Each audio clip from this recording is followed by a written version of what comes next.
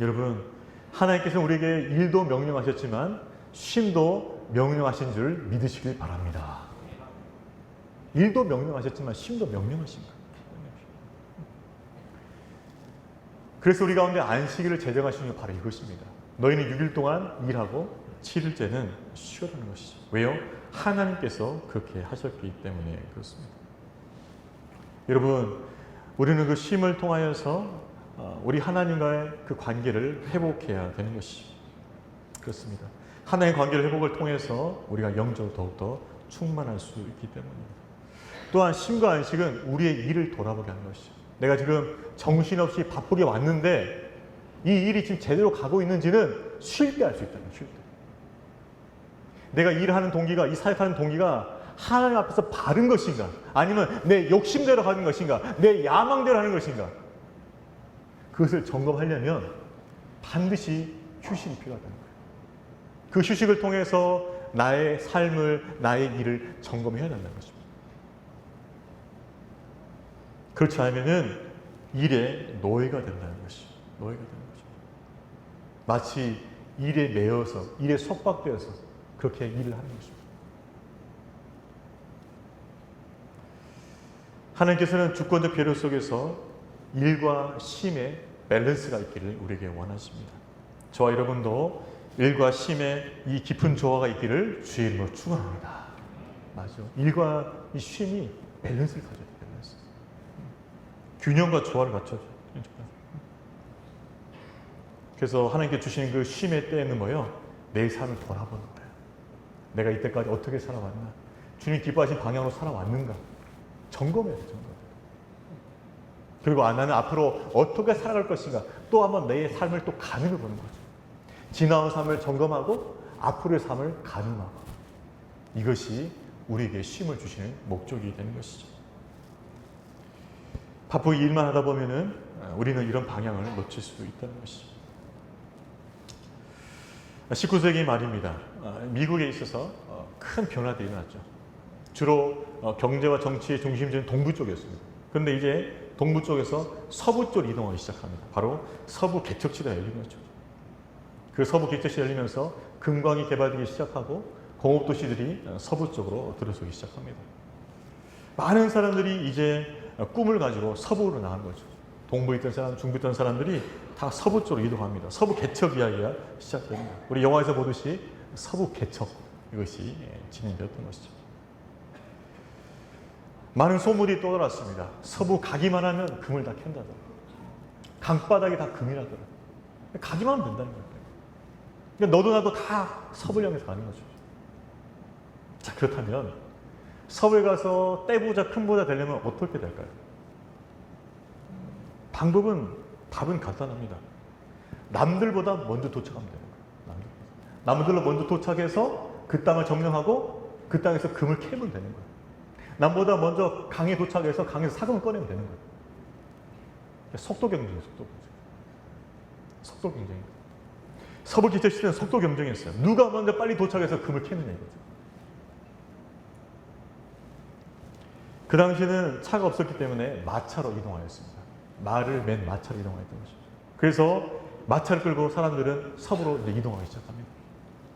이동하면서 두 부류가 나타났어요. 어떤 부류냐? 한 부류는 계속 달리는 겁니다. 계속. 쉬지 않고 계속 말을 몰아서 계속 달리는 거죠. 서부로. 왜요? 빨리 도착해야 되니까. 빨리 도착해서 내가 먼저 깃발을 꼽아야 되니까. 꼽고 금을 캐야 되니까. 무조건 달리는 거야. 무조건. 끝까지 달리는 거야. 쉬지 않고. 이 한 부류가 있었고 또 한 부류는 어떤 부류인가? 미국이 청교도 신앙이 기초가 아니었습니까? 청교도 신들은 서부로 가야지만은 주일날은 쉬는 거예요. 주일날은 딱 마차를 멈추고 모여서 예배 드리고 나서 그 다음에 서부로 이동합니다. 그러니까 일주일에 하루 쉬기 때문에 안 쉬고 간 사람보다 속도가 느리죠. 시간이 지날수록 속도 차이가 더 넓어졌습니다. 더 길어진 거예요. 속도 차이. 안 쉬고 간 사람은 좀 쭉쭉쭉 뻗어나가는 거죠. 계속 간격이 좀 벌어지기 시작해요. 아마 청교도는 불안할 수 있을 것 같습니다. 우리도 안 쉬고 달려야 되는 거 아닌가? 그러나 청교도들은 항상 주일만 되면은 예배를 드리고 하루 쉬었어요. 그리고 나서 섭으로 출발했어요. 근데 여러분, 결과는 어떻게 됐을까요? 누가 먼저 섭에 도착했을까요? 답은 알고 있는데 대답을 안 하는 거죠? 주의를 지킨 사람들이 먼저 도착합니다. 주의를 지킨 사람들. 왜 그랬을까요? 서부 그 광야를 지나면서 안 쉬고 마차를 끌고 가니까 어떤 일이 벌어지냐? 말이 지쳐서 중간에 죽어버린 말이. 말이 지쳐가지고 중간에 말이 죽어버린 거예요. 안 죽더라도 힘을 더 낼 수가 없는 거죠. 막판에 가서 스피드를 내야 되는데 스피드를 못 내는 거예요. 말이 지쳐가지고. 근데 중간에 주일날 쉬었던 그 말들은 뭐예요? 아직도 힘이 남아있어. 끝까지 달리는 거죠. 그래서 마침내 서부 개척시대, 그 시대가 오면 청교도에 도착.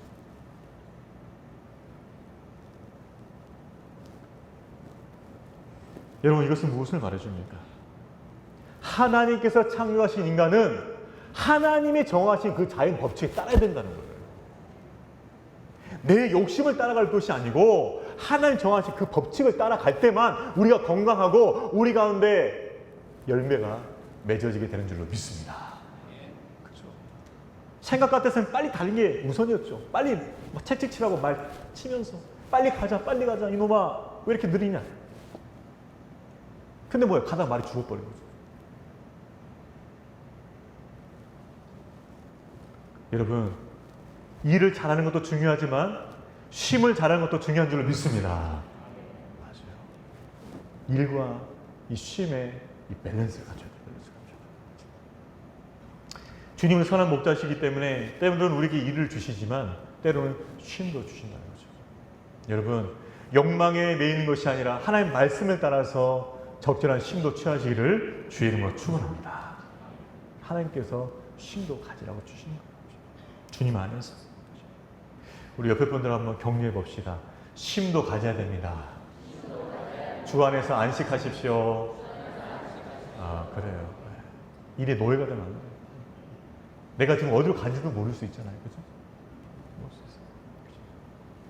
우리 주님은 선한 목자로서 우리에게 무엇을 주시는가? 그것은 쉼과 안식을 주신다. 안식을 주신다. 자, 그렇게 쉼을 누리고자 예수님은 제자들에게 한적한 곳으로 가자라고 명령하시고 이끌고 계십니다. 자, 그런데 그 쉼을 또한 충분히 누릴 수가 없어요. 왜냐하면 예수는 찾는 큰 무리를 만나게 되었기 때문입니다. 바로 그 무리들이 예수님을 찾게 되었던 것이죠. 우리 33절 말씀 같이 씁니다. 시작. 그들이 가는 것을 보고 많은 사람이 그인 줄 안지라. 모든 고을로부터 도보로 그곳에 달려와 그들보다 먼저. 예수님이 도착할 그 곳을 알고 미리 달려간 거죠. 기다리고 있는 거예요. 예수님께서 충분히 휴식을 쉴 수가 없는 것이죠. 휴식 시간이 깨어진 거죠. 그럼에도 불구하고 예수님은 자기를 기다리는 그 영혼들을 보면서 이렇게 느끼셨습니다. 34절도 같이 읽어볼까요? 시작. 예수께서 나오사 큰 무리를 보시고 그 목자 없는 양 같은 이나여 불쌍히 여기사 이에 여러 가지로 가르치시다. 그렇습니다. 예수님께서 큰 무리를 보시고 짜증낸 게 아니었어요. 왜 이렇게 쉬지도 못하게 짜증내지 않은 것이 아니고 그 목자 없는 양 같은 이나여 뭐요? 불쌍히 여기셨다는 거예요. 긍휼히 계셨다는 거예요. 여러분, 그렇습니다. 하나님께서 우리 인생을 향하신 그 마음은 긍휼인 줄로 믿습니다. 불쌍히 여기시죠. 우리의 삶에 어떤 형편이 있다 할지라도 우리 주님은 우리를 불쌍히 여겨주시는 것이죠. 그렇습니다. 아담이 선악과를 따먹고 나서 인간은 죄로 말미암아 타락했습니다. 그 위에 모든 삶은 다 죄 가운데 삶이 되었어요. 불완전합니다.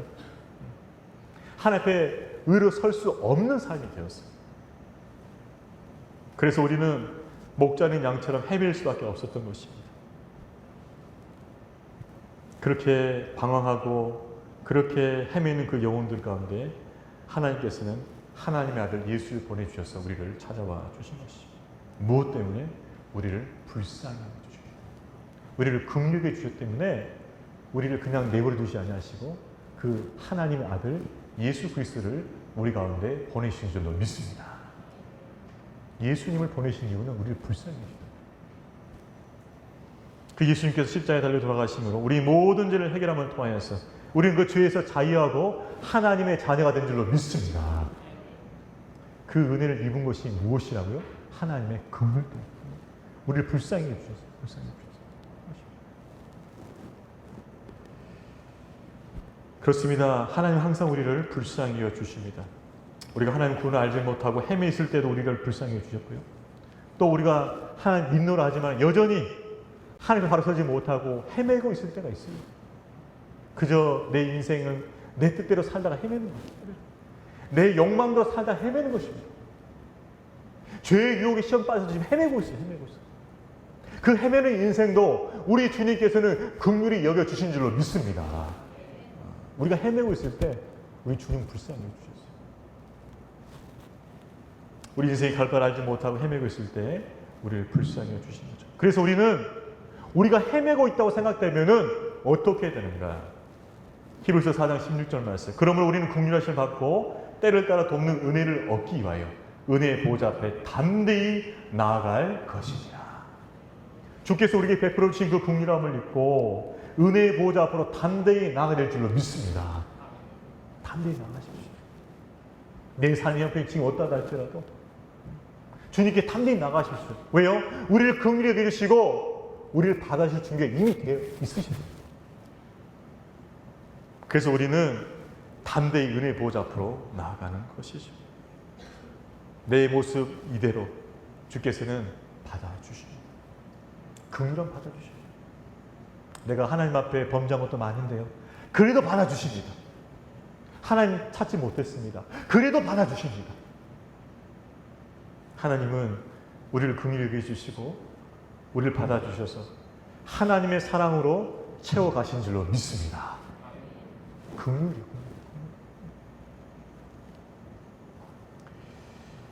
자, 그렇게 큰 무리를 긍휼히 여기신 예수님께서 긍휼히 여기시고 나서 취하신 행동은 무엇이었을까요? 34절 중반부분 이렇게 나와 있습니다. 불쌍히 여기사 이에 여러 가지로 가르치시더라.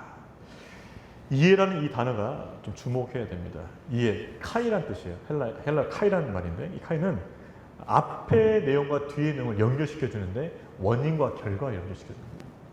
즉 무슨 말일까요? 불쌍히 여겨주셨기 때문에 그래서 이렇게 행동을 취한 거죠.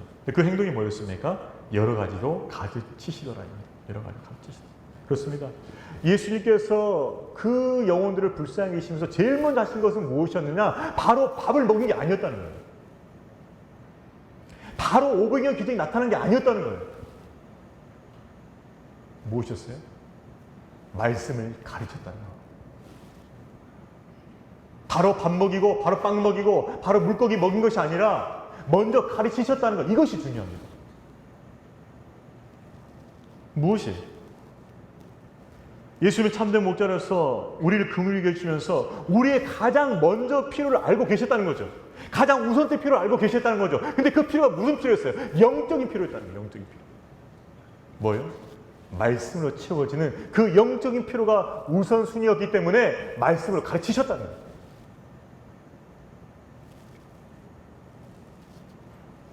우리는 우선순위가 내가 빵을 먹는 것, 내가 밥을 먹는 거라 생각합니다. 우선순위.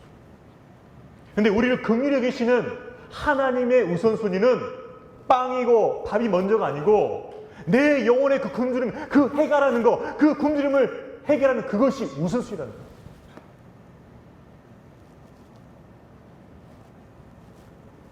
주님은 그 굶주린 영혼들의 심령부터 채워주시길 원하셨습니다. 그래서 뭐예요? 말씀을 가르치죠. 영혼의 그 갈급함을 말씀으로 채워주셨습니다. 그 말씀은 하나님 나라의 복음이었던 것이죠. 여러분, 우리가 양같이 굶주리고 헤매고 있을 때 우리 주님은요, 먼저 영혼의 양식의 말씀으로 채워주길 원하신다는 거죠.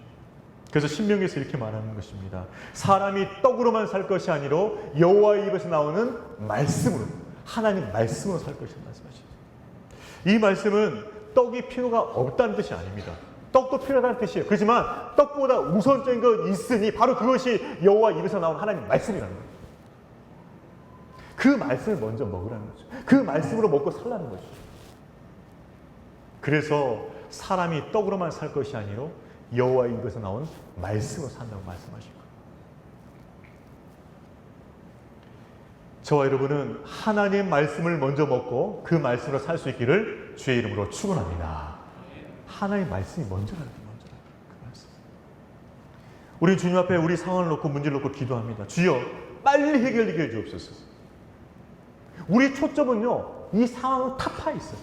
이 상황이 해결되는 건 이 문제 해결되는 거 있어요. 근데 주님께서는 포커스가 다른 거죠. 어디 포커스는? 너가 먼저 말씀을 먹어야 된다. 너가 먼저 하나님의 말씀을 들어야 된다.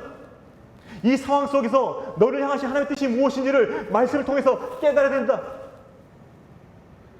이것이 하나님의 우선순위라는 거죠. 그렇습니다. 하나님은 여러분이 그 고난의 상황 속에서도 하나님의 말씀을 찾고 그 말씀 듣기를 원하고 계십니다. 그 말씀으로 가르치기를 원하신다는 거죠. 그래서 그 말씀이 우선이라는 거예요. 오늘 본문이 그것을 분명히 보여주세요. 저와 여러분은 하나님 말씀을 더 우선적으로 취할 수 있기를 주의 이름으로 축원합니다. 말씀을 더. 그래서 여러분 이렇게 기도해야 됩니다. 하나님, 내 문제 빨리 해결해 주십시오. 이 문제 빨리 해결되게 해주십시오. 이렇게 기도할 것이 아닙니다. 하나님, 내게 무엇을 말씀하실 것입니까? 내게 말씀하여 주옵소서. 내가 그것을 들을 수 있게 하여 주옵소서. 그것을 깨닫게 하여 주옵소서. 내가 먼저 말씀으로 살게 하여 주옵소서. 이것이 여러분의 기도 제목이 되야 된다는 거예요. 그 말씀을 듣고 그 말씀에 순종할 때 여러분의 상황 가운데 하나님의 형통하심이 임하게 될 줄로 믿습니다. 말씀을 듣는 것이 우선이라는 말씀을 듣는 것. 말씀을 듣는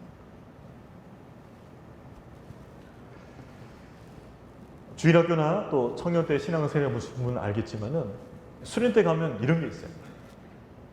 이제 오전 프로그램 딱 하고 점심 먹을 때 있지 않습니까? 근데 학생들을 약올리게 하는 방법이 있어요. 어떤 방법이냐면 밥을 잘 안 줍니다. 줄을 쫙 세워요. 일렬로 쭉 세워놓고. 그 다음에 교사가 말씀 외워봐. 암송 올려고 합니다. 암송. 한 구절, 두 구절 외우고 하는 거죠. 암송을 하면 밥을 먹고, 암송을 못하면 뭡니까? 다시 뒤로 가요. 저 뒤로 가야 돼요. 한 5분 기다렸다 다시 또 가요. 정말 재밌었어요, 그때.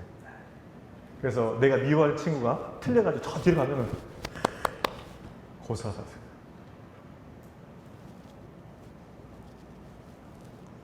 근데 이것이 단순한 게임, 장난 그건 아니에요.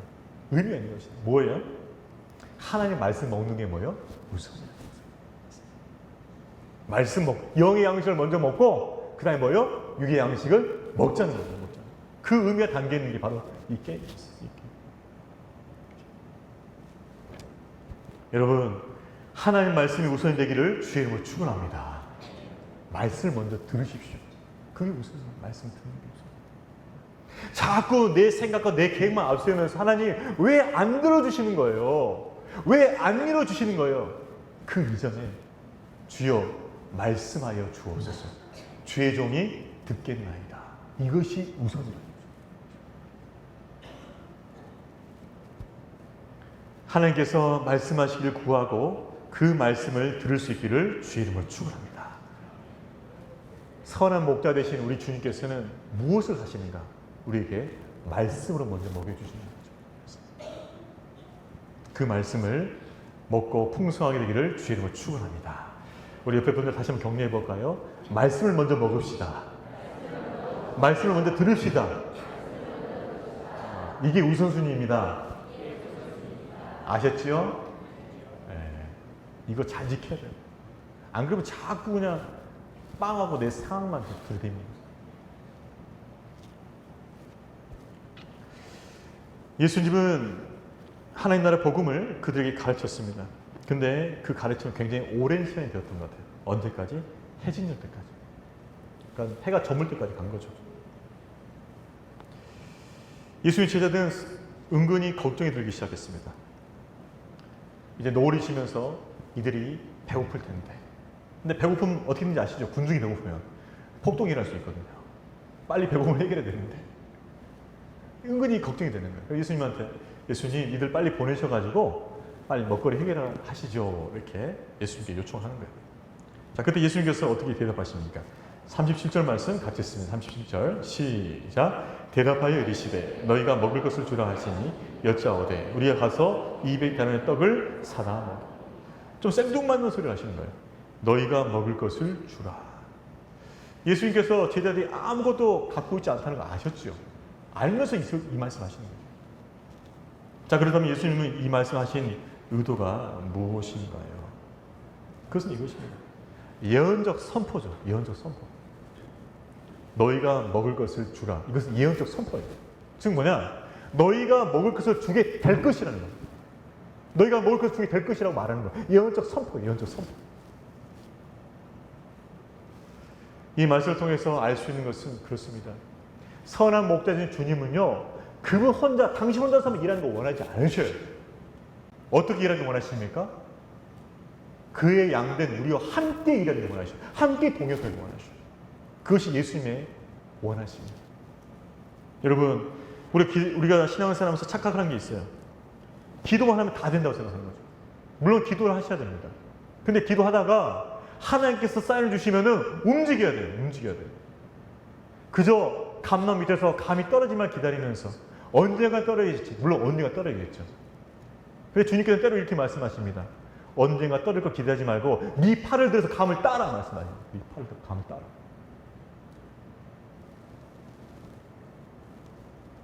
하나님께서 다 알아서 하시겠지. 신앙적 태도가 아니에요. 여러분, 이스라엘 백성들이요, 아브라함 때부터 약속의 땅이 주어졌습니다. 430년이 지났어요. 이제 약속의 땅을 얻을 때가 됐어요. 근데 그 약속의 땅은요, 아무도 없는 무주 공산이 아니었어요. 거인족이 있었고요, 여리소 같은 강한 성읍이 있었어요. 무엇을 말합니까? 싸워야 된다는 거예요. 싸워서 성취된다는 거예요. 그 약속을. 가만히 있으면 가서 차지할 수 있는 무주공산이 아니라는 거예요. 우리에게 주신 기업이라는 것이 그저 우리가 가면 그냥 떡하고 주어지는 그런 떡이 아니라는 거예요. 때로는 거인과 싸워야 돼요. 강한 성읍을 무너뜨려야 돼요. 그래야만 얻는 기업이라는 것이. 하나님께서 우리에게 말씀을 주시고 순종하길 원하십니다. 그리고 그 순종 속에서 움직이길 원하셔요. 일하기를 원하셔요. 그 움직이고 일함을 통하여서 하나님께서 역사하신 줄로 믿습니다. 그래서 여호수아에게 이렇게 말씀하십니다. 너는 마음을 강하고 담대하라. 왜? 이제 싸움을 앞두고 있는데 너의 마음을 강하고 담대해서, 그러나 하나님께서 너와 함께 하시니 분명히 싸움에 승리한다. 약속하십니다.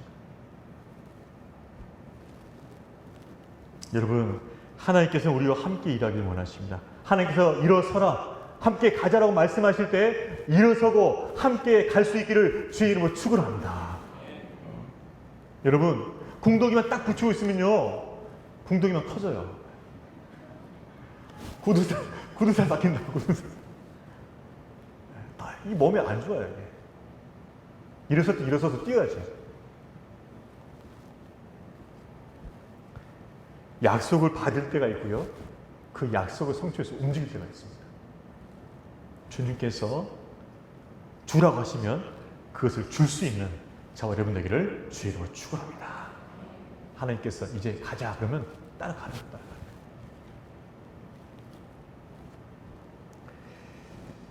예수님께서는 제자들을 통해서 먹을 것을 주게 될 것을 예언적으로 선포하십니다.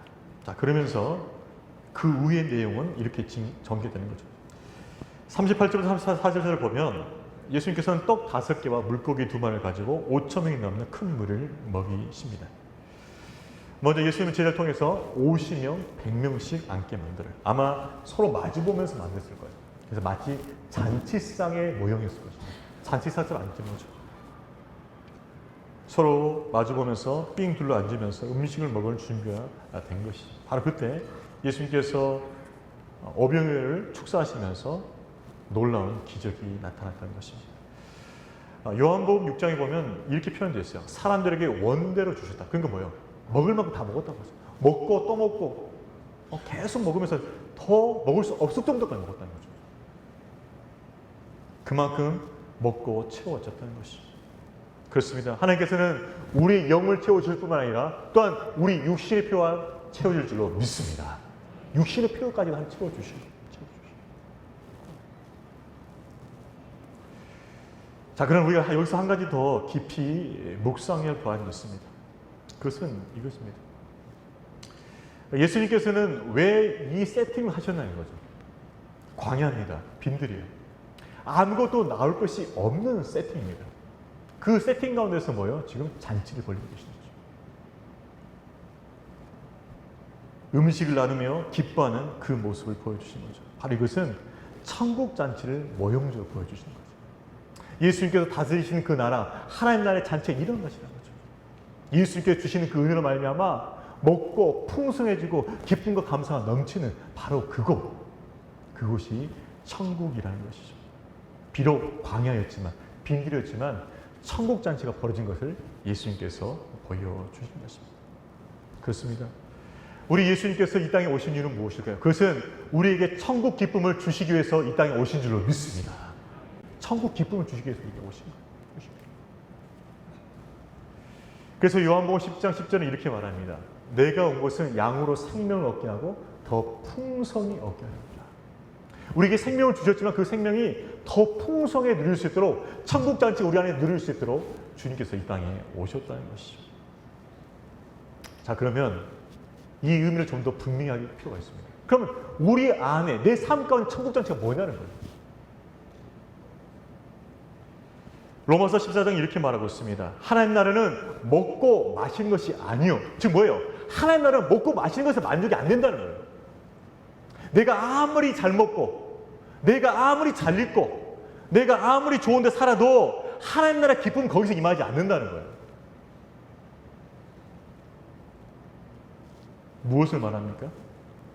하나님 나라는 성령 안에서 누려지는 의와 평안과 희라는 거죠. 즉 성령께 주시는 그 기쁨과 평안과 감사가 넘치는 거예요. 여러분, 우리 주님께서는 우리 삶 가운데서 이 천국 잔치를 주기를 원하시고 계시는 거죠. 우리는 때로는 오해합니다. 하나님 나라가 먹고 마시는 거 있는 것처럼 착각하는 거죠. 그러나 하나님 나라는 먹고 마시는 것이 아니라 성령 안에서 우리에게 주시는 의와 기쁨과 평강이 있는 줄로 믿습니다. 그것을 우리 안에 풍성히 누리라는 것이죠. 여러분, 지금 이 장면은요, 빈들입니다. 광야입니다. 근데 이 빈들과 광야 속에 지금 뭐가 벌어지고 있어요?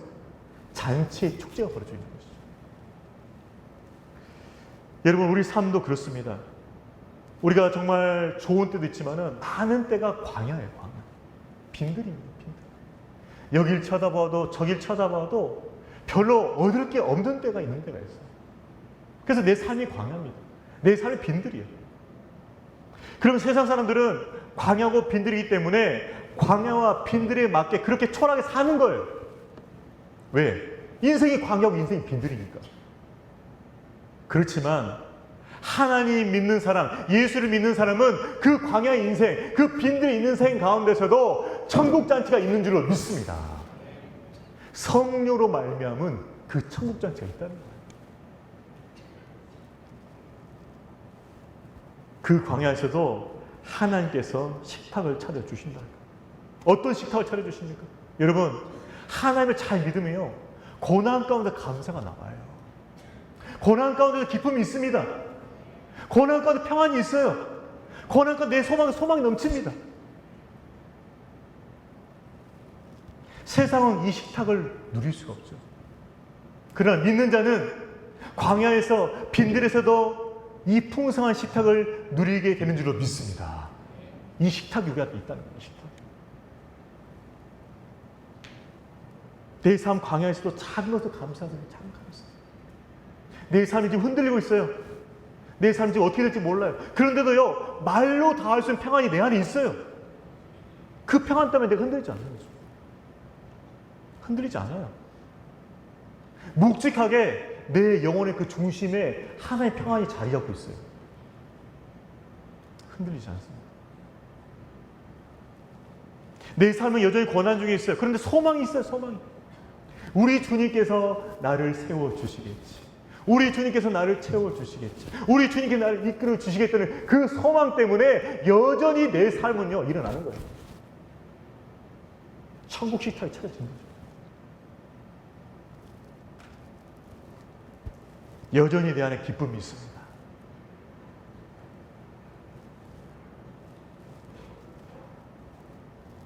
여러분, 우리가 광야에 있다 할지라도, 우리가 빈들에 있다 할지라도 천국 잔치는 우리 것이 되는 줄로 믿습니다. 그걸 누리십시오.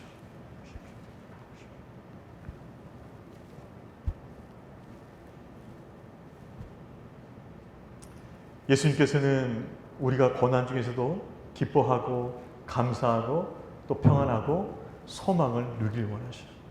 바로 이것이 오늘 본문을 통해서 우리가 말씀해 주죠. 얘들아, 너희 인생 지금 빈들이지? 너희 인생 지금 광야지?